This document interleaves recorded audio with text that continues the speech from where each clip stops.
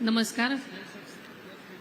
राज्य शासनाच्या मराठी भाषा विभागातर्फे आयोजित विश्व मराठी संमेलन 2026 च्या उद्घाटनाप्रसंगी उपस्थित असलेले आपल्या सर्वांचे लाडके मुख्यमंत्री श्री देवेंद्रजी फडणवीस, सन्माननीय छगनरावजी भुजबळ साहेब, सन्माननीय गिरीशजी महाजन साहेब, या कार्यक्रमाचे आयोजक आणि मंत्री उदय सामंत साहेब, तसेच पुरस्कारकर्ती मधु मंगेश कर्णिक, खासदार राजभाऊ बाजे, खासदार शोभाताई बच्छाव, आमदार माणिकराव कोकाटे, देवयानी फरांदे, सीमाताई दिते, किशोर दराडे, तसेच भालचंद्र नेमाडे, मारुती बाबा कुरेकर, श्रीमती हिमगौरी आहेर, विलास शिंदे, नितीन ठाकरे, सर्वच पुरस्कारप्राप्त पुरस्कार्थी,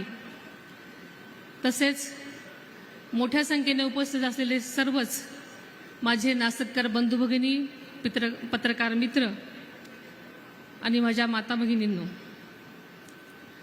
आपल्या सर्वांचेच आराध्य दैवत छत्रपती शिवाजी महाराज, छत्रपती शाहू महाराज, क्रांतीसूर्य महात्मा ज्योतिराव फुले, भारतरत्न डॉक्टर बाबासाहेब आंबेडकर, स्वराज्यजननी जिजाऊ माँसाहेब, क्रांतीज्योती सावित्रीबाई फुले, पुण्यश्लोक अहिल्यादेवी होळकर यांच्या चरणी मी वंदन करते आणि आज त्र्यंबकेश्वराच्या चरणी सुद्धा या नाशिकमध्ये नतमस्तक होते. आज राज्याच्या मराठी भाषा विभागानं आयोजित केलेल्या या 4थ्या विश्व मराठी संमेलनासाठी महाराष्ट्राच्या आध्यात्मिक राजधानीमध्ये म्हणजेच नाशिकच्या या पुण्यभूमीत उपस्थित सर्वांचंच मी मनापासून स्वागत करते. आपल्या सर्वांना आजच्या मराठी भाषा दिनाच्या शुभेच्छाही देते. ज्यांच्या जयंतीनिमित्त आपण मराठी भाषा दिन साजरा करतो त्या कविवर्य कुसुमाग्रज तथा तात्यासाहेबांना स्मृतींना वंदन करते. माझ्या माहितीप्रमाणे हे आजचं 4थं विश्व संमेलन. नाशिकची ही भूमी म्हणजे कविश्रेष्ठ कुसुमाग्रजांच्या पदस्पर्शाने पावन झालेली भूमी आहे, आपल्या सगळ्यांनाच माहिती आहे.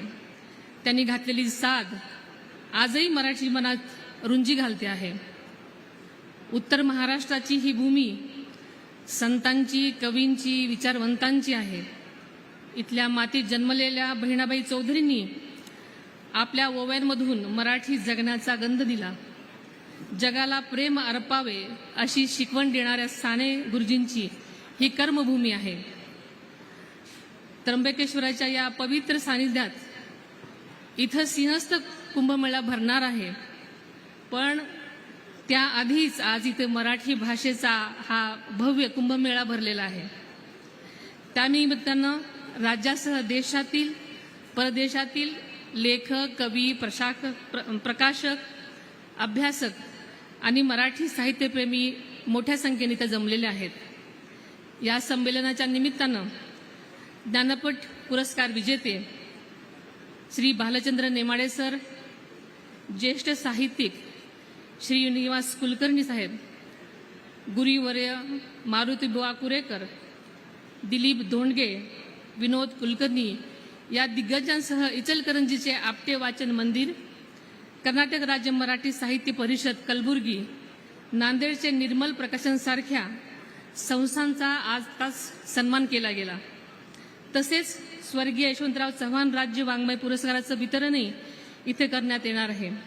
ही आपल्यासाठी सगळ्यांसाठीच अभिमानाची बाब आहे. मी या सर्व सन्मान मूर्तीचं, गौरवमूर्तीचं मनापासून अभिनंदन करते. नवमहाराष्ट्राचे शिल्पकार यशवंतराव चव्हाण साहेबांची नाशिकशी विशेष ऋणानुबंध होते. इथूनच ते लोकसभेवर बिनविरोध निवडून गेलेले होते. आदरणीय चव्हाण साहेबांनी साहित्य, संस्कृती आणि भाषिक अस्मितेला एक वेगळ्याच प्रकारचं बळ दिलं आणि हे आपण कधीही विसरू शकत नाही. महाराष्ट्र राज्य साहित्य आणि संस्कृती मंडळ तसेच मराठी विश्वकोशाची निर्मिती करून त्यांनी ज्ञान परंपरेला संस्थात्मक रूप दिलं. आजच्या मराठी भाषा दिनानिमित्त त्यांचे कृतज्ञतापूर्वक स्मरण आपण सगळ्यांनीच केलं पाहिजे. मराठी भाषा ही केवळ संवादाचं साधन नाही, ती आपल्या अस्मिताचा श्वास आहे. संयुक्त महाराष्ट्राच्या लढ्यामध्ये असंख्य कष्टकरी कामगारांनी आपल्या प्राणांची आहुती दिली. त्यांच्या याच त्यागामुळं आज आपण अभिमानाने मराठी भाषेची महती सांगू शकतो. त्याचं सुद्धा आपण स्मरण ठेवलं पाहिजे. गेल्याच वर्षी आपल्या मराठी भाषेला अभिजात भाषेचा दर्जा मिळाला. मराठी भाषेला अभिजात भाषेचा दर्जा मिळाल्यानंतर हे दुसरं विश्व मराठी संमेलन आहे. मराठीला अभिजात भाषेचा दर्जा देऊन मराठीचा गौरव वाढवल्याबद्दल आपले प्रधानमंत्री नरेंद्र मोदी साहेब आणि मुख्यमंत्री देवेंद्रजी फडणवीस साहेबांचे मी मनापासून आभार मानते आणि राज्यातल्या 13 कोटी जनतेच्या वतीने सुद्धा धन्यवाद देते. आपल्याला माहिती आहे की राज्याचे दिवंगत उपमुख्यमंत्री आदरणीय अजितदादांचे मराठीवरचे प्रेम आपण सगळ्यांनी अनुभवलेलं आहे. मराठी भाषा ही पोटापाण्याची भाषा झाली पाहिजे असं त्यांचं कायम आग्रह असायचा. सीमा भागातील मराठी बांधवांच्या पाठीशी ते कायम ठामपणे उभे राहिले. आदरणीय दादांच्या पाठिंब्यामुळेच लंडनमधील आपल्या मराठी बांधवांसाठी महाराष्ट्र भवनाच्या उभारणीसाठी तातडीनं 5 कोटीचा निधी 2 महिन्यापूर्वीच दादांनी मंजूर केला होता.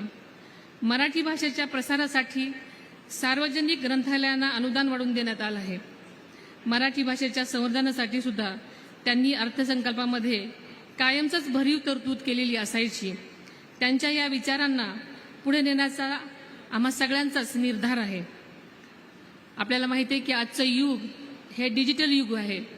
कृत्रिम बुद्धिमत्ता, तंत्रज्ञान आणि जागतिकीकरण या सगळ्यांच्या बदलांच्या वावटळीतही मराठीचा गोडवा, तिची परंपरा, तिची साहित्य संपदा अजूनही तितकीच शाश्वत आहे आणि सशक्त आहे. पण आपली जबाबदारी अधिक मोठी आहे. मराठी केवळ घरातली भाषा किंवा बोलीभाषा न राहता ज्ञान, विज्ञान, संशोधन, उद्योग, तंत्रज्ञानाची भाषा झाली पाहिजे असं आपल्या सगळ्यांनाच वाटतं. ज्ञानभाषेसोबतच ती उपजीविकेची भाषा झाली पाहिजे असं आपल्या सगळ्यांचंच मत आहे.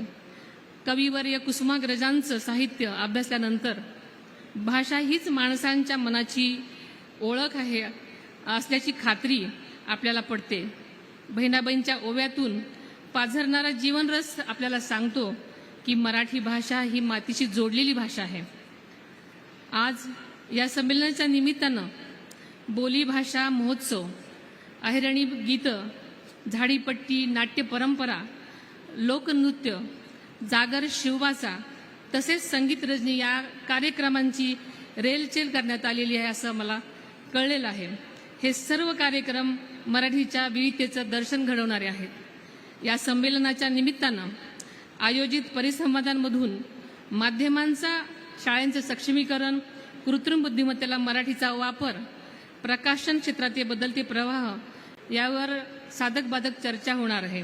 हे अत्यंत स्वागतार्ह आहे. आपण सर्वांनी मिळून मराठी भाषेला नव्या पिढीच्या मनात रुजवलं पाहिजे. त्यांना मराठी भाषेची गोडी लावली पाहिजे. त्यासाठी प्रत्येक माणसानं आपल्या मातृभाषेचा अभिमान बाळगला पाहिजे.